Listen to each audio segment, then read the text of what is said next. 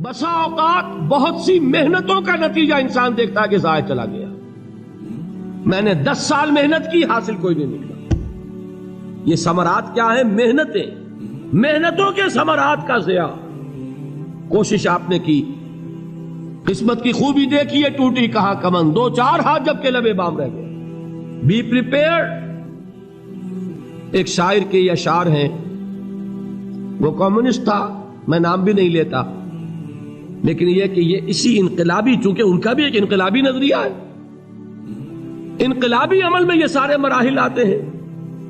کوئی set back آیا، فرض کیجئے کوئی ناکامی ہو گئی، تو اپنے ساتھیوں کو دل بندھانے کے لیے یہ فصل امیدوں کی ہمدم اس بار بھی غارت جائے گی، سب محنت صبحوں شاموں کی اب کے بھی اکارت جائے گی. میرے نبی کے ثمرات کا جو لفظ یہاں آیا ہے، وَنَقْصٍ مِّنَ الْأَمْوَالِ وَالْأَنفُسِ وَالثَّمَرَاتِ، سب محنت صبحوں شاموں کی اب کے بھی اکارت جائے گی. دھرتی کے کونوں کھدروں میں پھر اپنے لہو کی کھاد بھرو، پھر مٹی سینچو اشکوں سے، پھر اگلی رت کی فکر کرو، پھر اگلی رت کی فکر کرو، جب پھر ایک بار اجڑنا ہے. ایک فصل پکی تو بھر پایا، تب تک تو یہی کچھ کرنا ہے. ایک مقصد ہے سامنے، انقلاب برپا کرنا ہے. ایک کوشش ناکام ہو جائے کوئی پرواہ نہیں، نیکسٹ. پھر تیار رہو ناکامی کے لیے. ایسا نہ ہو جو انگریزی میں کہتے ہیں hope for the best but be prepared for the worst. ایسا نہ ہو کہ دوسری مرتبہ ناکام ہو کے بددل ہو جاؤ، تمہاری ہمتیں جواب دے جائیں. نہیں، پہلے سے تیار رہو کہ دوسری مرتبہ بھی ناکامی آئے تو آئے، لیکن جب تک کہ کامیابی حاصل نہیں ہوتی ہمیں یہ کام کیے چلے جائیں. دیکھیے سیرت میں آیا کہ نہیں یہ واقعہ. بدر میں مسلمانوں کو فتح ہوئی تو احد میں زک پہنچی کہ نہیں؟ 70 صحابہ شہید ہوئے کہ نہیں؟ اگر ان کی ہمتیں جواب دے جاتی تو گاڑی کیسے چلتی آگے؟ تو فرمایا وَلَنَبْلُوَنَّكُمْ بِشَيْءٍ مِّنَ الْخَوْفِ وَالْجُوعِ وَنَقْصٍ مِّنَ الْأَمْوَالِ وَالْأَنفُسِ وَالثَّمَرَاتِ. ہم تمہیں لازم آزمائیں گے، خوف کی کیفیت سے، فقر و فاقے کی کیفیت سے، بھوک سے، جان کے نقصان سے، مال کے نقصان سے، محنتوں کے حاصل کے ضائع ہو جانے سے. وَبَشِّرِ الصَّابِرِينَ، اور اے نبی بشارت دیجئے صبر کرنے والوں کو. الَّذِينَ إِذَا أَصَابَتْهُمْ مُصِيبَةٌ، وہ کہ جب ان پر کوئی تکلیف آئے، کوئی مصیبت آئے، کوئی آزمائش آئے، قالوا انا للہ وانا الیہ راجعون، وہ یہ کہیں کہ ہم اللہ ہی کے ہیں، اللہ ہی کی طرف لوٹ جانا ہے. یہ وہی انداز ہے جو میں نے فارسی کا شعر سنایا تھا آپ کو کہ سرے تسلیم خم ہے جو مزاج یار میں آئے. وہ ہمارا مولا ہے، ہمارا آقا ہے. اگر اسے یہی منظور ہے تو ہمیں بھی یہی منظور ہے. میں نے تسلیم و رضا کی بات کی تھی نا، آپ کو کچھ شعر سنائے تھے. ایک شعر اور سنیے، اور یہ کس کا ہے؟ محمد علی جوہر کا. ایک مرتبہ جیل گئے، ان کی ایک بیٹی جوان بیمار ہوئی، فوت ہو گئی. باہر چھوڑا انگریز نے، جاؤ بھائی دفن کر دو بیٹی کو. دوسری مرتبہ جیل گئے، دوسری جوان بیٹی اسی مرض میں مبتلا ہوئی. اب یہ جیل میں ہے، خبر پہنچی کہ دوسری بیٹی کے اوپر بھی اسی مرض کا حملہ ہوا ہے. ایک نظم لکھی ہے جس کا آخری شعر یہ ہے، تیری صحت ہمیں منظور ہے لیکن اس کو نہیں منظور تو پھر ہم کو بھی منظور نہیں. یہ ہے، جب تک یہ کیفیت نہ ہو اس میدان میں آدمی ثابت قدم نہیں رہ سکتا کہ میرے رب کو اگر یہ منظور ہے تو یہی مجھے منظور ہے، اور تیری صحت ہمیں چاہیے تو ضرور، لیکن ہمارے رب کو منظور نہیں تو ہمیں بھی منظور. راضی برضائے رب. وَبَشِّرِ الصَّابِرِينَ الَّذِينَ إِذَا أَصَابَتْهُمْ مُصِيبَةٌ قَالُوا إِنَّا لِلَّهِ وَإِنَّا إِلَيْهِ رَاجِعُونَ. نہ شود نصیب دشمن کے شود ہلاک تیغت، سرے دوستہ سلامت کے تو خنجر آزمائے. اولئک علیہم صلوات من ربہم ورحمہ، یہی ہے وہ لوگ جن پر ان کے رب کی طرف سے عنایتیں ہیں اور رحمتیں ہیں. وَأُولَئِكَ هُمُ الْمُهْتَدُونَ، اور یہی ہے وہ لوگ جو کامیاب ہونے والے ہیں، ہدایت پانے والے، ہدایت یافتہ. اسی سورہ بقرہ میں ذرا آگے چل کر، یہ تو ہے 20واں رکوع، 19واں رکوع. 21ویں رکوع کی پہلی آیت ہے لیس البر ان تولوا وجوہکم قبل المشرق والمغرب ولکن البر من آمن باللہ والیوم الآخر والملائکۃ والکتاب والنبیین وآتى المال على حبه ذوي القربى واليتامى والمساكين وابن السبيل والسائلين وفي الرقاب وأقام الصلاة وآتى الزكاة والموفون بعهدهم إذا عاهدوا والصابرين في البأساء والضراء وحين البأس. اب یہ آیت جو ہے سورۃ العصر میں جو مضامین آئے تھے سارے اس میں موجود ہیں. وہاں ایمان کا لفظ آیا، یہاں 5 ایمانیات کی تفصیل آ گئی، اعمال کی تفصیل آئی، اور آخری بات وہاں کیا ہے وَتَوَاصَوْا بِالصَّبْرِ، اور یہاں کیا ہے وَالصَّابِرِينَ فِي الْبَأْسَاءِ وَالضَّرَّاءِ وَحِينَ الْبَأْسِ، اور صبر کرنے والے. اصل نیکی ان کی ہے جو صبر کریں. کس میں؟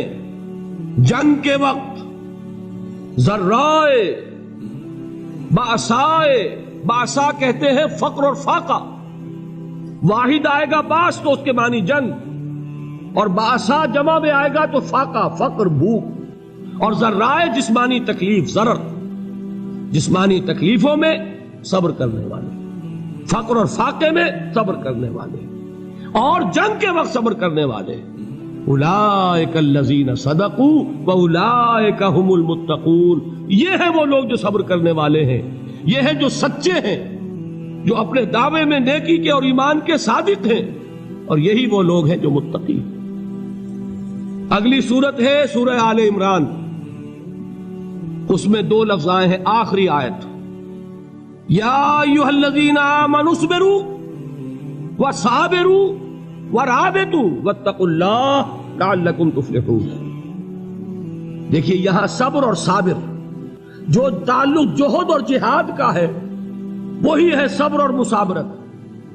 صبر ایک طرفہ عمل ہے، آپ جھیل رہے ہیں، برداشت کر رہے ہیں. صبر علی المعصیہ، صبر علی الطاعہ، صبر علی الابتلاء، یہ سب کیا ہے؟ صبر. اور مصابرت کیا ہے؟ صبر کا صبر سے مقابلہ. یہ سورہ آل عمران اب وقت نہیں ہے، میں آپ کو سناتا اللہ تعالیٰ نے کیسے کیسے مسلمانوں سے کہا، مسلمانوں تمہیں زک پہنچی ہے تو انہیں بھی تو پہنچی تھی.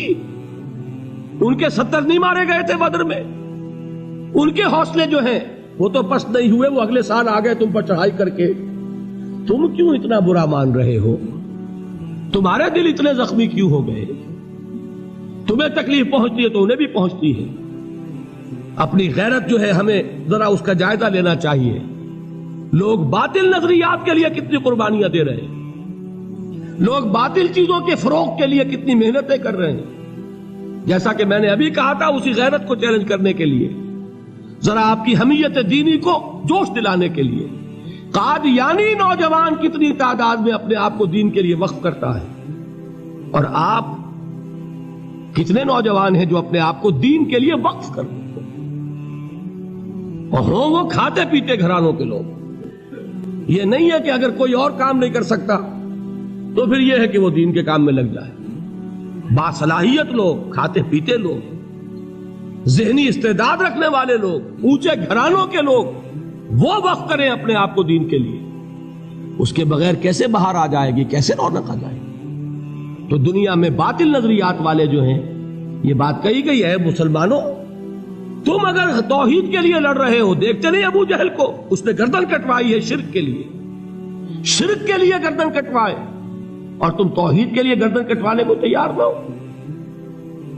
اس نے گردن کٹوائی کہ نہیں کٹوائی؟ اور کس طرح کٹوائی ہے؟ کیونکہ بڑا متکبر قسم کا، فرعون قسم کا شخص تھا. جب گردن کاٹنے لگے تو کہتا ہے ذرا نیچے سے کاٹنا، تاکہ جب تم نیزے کے اوپر چڑھاؤ میرے سر کو تو اونچا نظر آئے، معلوم ہو سردار کا سر. وہ بدبخت مرتے ہوئے بھی جو اس کی کیفیت تھی نا، اس کو ذہن میں رکھیے. تو یہ اس لوگوں نے قربانیاں دی، جانیں دی. تو فرمایا اگر تم ان سے زیادہ قربانی نہیں دو گے، جو نوٹ کر لیجئے اس کو، مجرد اگر حق کو غالب کرنا اللہ کے ذمے ہو تو آنے واحد میں غالب کر دے گا، تمہیں تکلیف ہی دینے کی ضرورت نہیں. سمجھ رہے؟ کیا اللہ کے مقابلے میں کوئی باطل کی طاقت ٹھہر سکتی ہے؟ یہ تمہارے ایمان کا امتحان ہے، یہ تمہارے خلوص کی آزمائش ہے، یہ تمہارے امتحان کا ثبوت درکار ہے کہ اللہ تعالیٰ دیکھنا چاہتا ہے تم اس کے لیے اپنی جانیں قربان کرنے کو تیار ہو کہ نہیں، تم اس کے لیے تن من دھن لگانے کو تیار ہو کہ نہیں۔ اور یہ جان لو کہ اگر کفار اور مشرکین اور ملحدین اور باطل نظریات والے وہ جو کچھ قربانیاں اپنے باطل نظریات کے لیے دے رہے ہیں ان سے زیادہ اگر تم نہیں دو گے تو حق غالب نہیں ہوگا۔ انہوں نے جو صبر کیا ہے اپنے باطل نظریات پر، اگر تم اس سے زیادہ صبر کا ثبوت نہیں دو گے اپنے اس حق پر تو حق غالب نہیں ہوگا۔ اس لیے فرمایا یا ایھا الذین آمنوا اصبروا وصابروا، نہ صرف یہ کہ صبر کرو بلکہ صبر میں اپنے دشمنوں سے آگے نکلو، ان کے صبر سے بڑھ کر صبر کرو۔ وَرَابِطُوا، مرابطہ کہتے ہیں چوکس رہنا، ہوشیار، پہرا دو، ایسا نہ ہو کہ دشمن جو ہے غفلت میں تمہارے اوپر کوئی حملہ جو ہے کر بیٹھے۔ وَاتَّقُوا اللَّهَ، اور اللہ کا تقوی اختیار کرو، لعلکم تفلحون، تاکہ تم فلاح پاؤ۔